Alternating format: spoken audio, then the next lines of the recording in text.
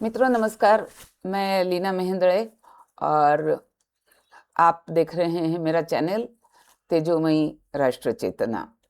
तो आज हम राष्ट्र चेतना की बात करेंगे।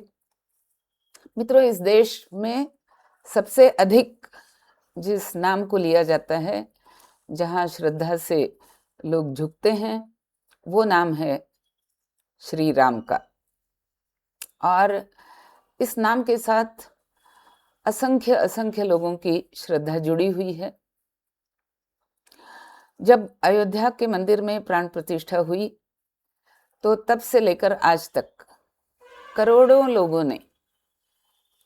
लोगों ने इस अयोध्या में जाकर के, जहां पर रामलला की प्राण प्रतिष्ठा हुई है, वहां जाकर के दर्शन किए। तो ऐसे अयोध्या के राम मंदिर में जो चढ़ावे आते रहे हैं, उनका चोरी हो जाना, मतलब उसमें से काफी बड़ी रकम चोरी हो जाना, ये क्या दर्शाता है? हम जो अपने घर में बैठे श्रद्धालु हिंदू हैं, हम तो ये कहेंगे कि चलो हमने तो चढ़ावा चढ़ा दिया, या हमने तो राम को मान लिया, हमने तो भक्ति कर ली, हमने तो अपनी श्रद्धा व्यक्त कर ली, अब जिसने चोरी की है वो भुगतेगा। लेकिन बात इतनी छोटी नहीं है। सरकार अपनी तरफ से इस मामले की पूरी जांच कर रही है। दोषियों को पकड़ा जाएगा, उनको सजा होगी, उनसे उनका चोरी किया हुआ सामान वापस भी लिया जाएगा। ये सारा समझ में आता है, होना भी चाहिए, बहुत स्वाभाविक है। लेकिन जो संकट जिसकी चर्चा आज कोई नहीं कर रहा, उस संकट को हमें समझना होगा।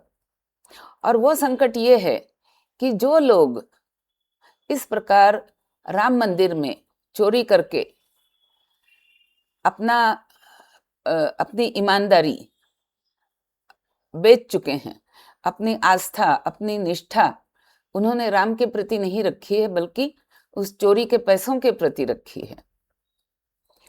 तो ऐसे चोर, ऐसे लालची जब तक राम मंदिर के अंदर किसी भी तरह का काम कर रहे हों, क्या वह राम मंदिर के लिए एक खतरा नहीं है? आज ये लोग अपने पैसे के लिए, अपने स्वार्थ के लिए चढ़ावे की चोरी कर रहे हैं। कल को अगर उन्हें कोई बहुत भारी मात्रा में पैसा दे दे, अन्य सुविधाएं देने का वादा करे, तो क्या वे राम मंदिर में कुछ ऐसी उपद्रवी कार्रवाई नहीं कर सकते जिससे राम मंदिर के अस्तित्व को ही संकट हो? मैं खुलकर कहूंगी, क्या वे वहां पर कोई बम प्लांट नहीं कर पाएंगे? अवश्य कर पाएंगे।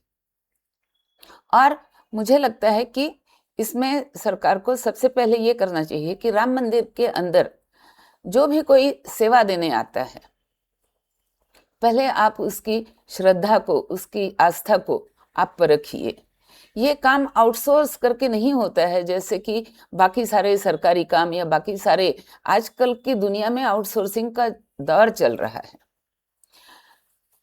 अपने काम को आउटसोर्स कर देना, किसी दूसरे को दे देना कि तुम करो, और उसकी मॉनिटरिंग ना करना, और वो आउटसोर्स करने वाली एजेंसी पता नहीं किस किस को अपने यहाँ काम पर रख रही है, किसकी जांच कर रही है, किसकी नहीं कर रही है। तो इस प्रकार के आउटसोर्सिंग से सरकार बचे। राम मंदिर के अंदर सेवा के लिए, चाहे वो किसी भी प्रकार की सेवा हो, सेवा के लिए उन्हीं व्यक्तियों को रखा जाए जिनके चरित्र में उनकी श्रद्धा, उनकी निष्ठा, उनकी सत्यवादिता पहले से सिद्ध हो चुकी है। और इसके लिए मुझे लगता है कि जैसे पतंजलि योग सूत्र में जो यम नियम बताए गए हैं, है ना, तो वो जो 10 हम कह सकते हैं कि हमारे मापदंड हैं यम और नियमों के, कभी उनको आजमा करके सरकार देख ले। लेकिन सरकार को सावधान तो रहना पड़ेगा, ये निश्चित है। आज के लिए इतना ही। नमस्कार।